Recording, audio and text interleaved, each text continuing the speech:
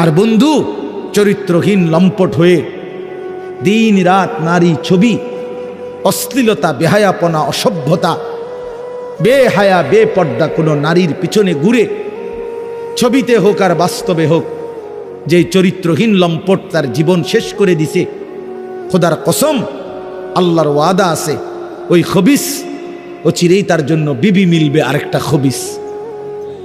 আর সেদিন মনে থাকবে, মনে রাখবেন প্রিয় ছেলে, মনে রাখো সেদিন তোমার সংসার হবে জাহান্নামের টুকরা,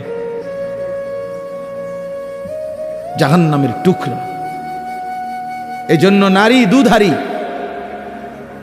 নারী এমন তরবারি যে তরবারির দুই দিকে ধার।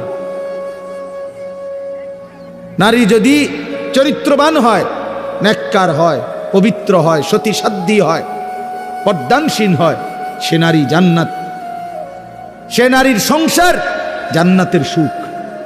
আর নারী যদি চরিত্রহীন হয়, বেহায়া হয়, বেপর্দা হয়, চরিত্রহীন অসভ্য হয়, খোদার কসম ওই নারী তোমার জীবনের জন্য জাহান্নামের আগুন টুকরো।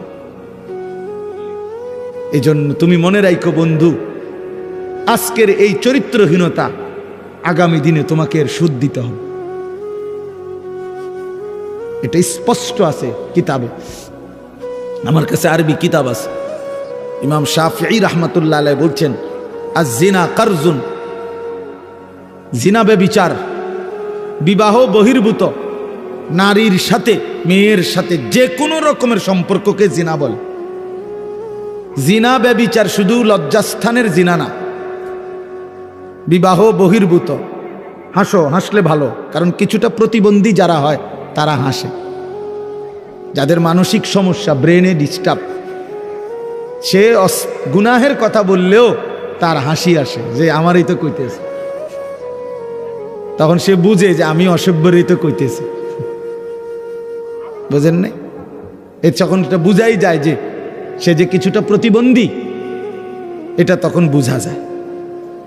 বুঝছেন? তো এই জন্য বললাম যে এইটা আয-জিনা কারজুন।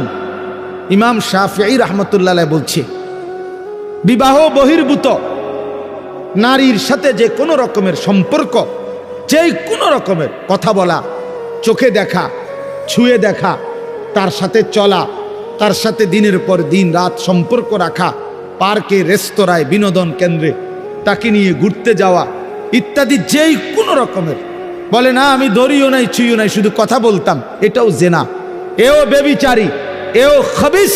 আর আল্লাহর ওয়াদা, ইমাম শাফিঈ বলছে এটা একটা করজ, জেনা একটি করজ, করজ ঋণ, তোমাকে সেই ঋণ শোধ দিতে হবে।